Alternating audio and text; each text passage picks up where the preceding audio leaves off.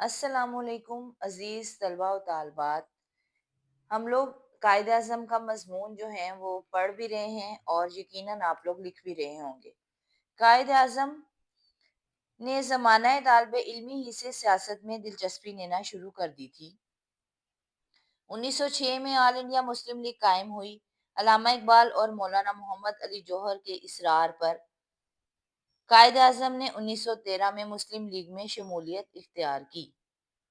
انہوں نے کانگریس اور مسلم لیگ کے درمیان خلیج کو بانٹنا چاہا، مگر ہندو لیڈروں کی مکاری اور منافقت کو دیکھتے ہوئے دل برداشتہ ہو کر مسلمانوں کی بہتری کے لیے کام کرنے لگے. پھر میں ساکے لکھنؤ کے معاہدے میں ہندوؤں نے پہلی مرتبہ مسلمانوں کو الگ قوم تصور کیا. ان تمام خدمات کی وجہ سے آپ کو ہندو مسلم اتحاد کا سفیر کہا جانے لگا.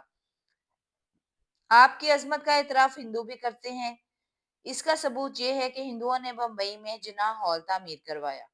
دنیا کی تاریخ کے لب پر تیری سیاست کے چرچے ہیں، تیرے تدبر کی باتیں تیری فراست کے چرچے ہیں. 1928 میں نہرو رپورٹ پیش کی گئی. اس رپورٹ نے ہندوؤں کی اصلیت کو ظاہر کر دیا. جب نہرو رپورٹ پیش کی گئی تو آپ اس وقت انگلستان میں تھے. آپ فوراً واپس آئے اور برِ صغیر میں کئی جگہ جلسے منعقد کروائے. آپ نے 1929 میں اپنے 14 نکات پیش کیے. آپ نے مسلمانوں کی آزادی کی تحریک کا بیڑا سنبھال لیا.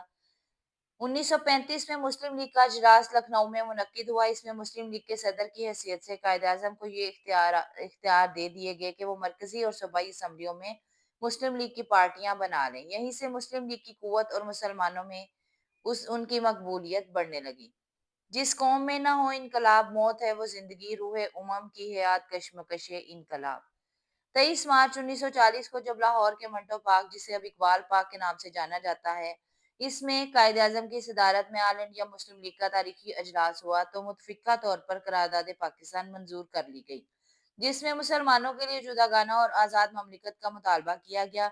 قائد اعظم کی مسلسل جانفشانیوں کے بعد بالآخر حکومت برطانیہ اور کانگریس نے 3 جون 1947 کو مسلمانوں کی علیحدہ مملکت کا مطالبہ تسلیم کر لیا، اور اسی روز قائد اعظم نے آل انڈیا ریڈیو سے اپنی تقریر میں مسلم لیگ کے نقطۂ نظر کے ساتھ پاکستان زندہ باد کے الفاظ کا اعلان کر دیا.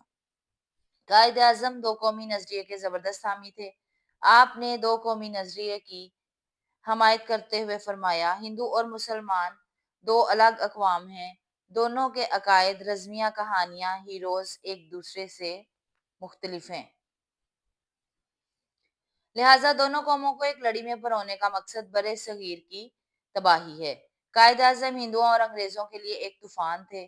قائد اعظم نے اپنی قائدانہ صلاحیتوں سے مسلمانوں کو ایک پلیٹ فارم پر متحد کر دیا تھا.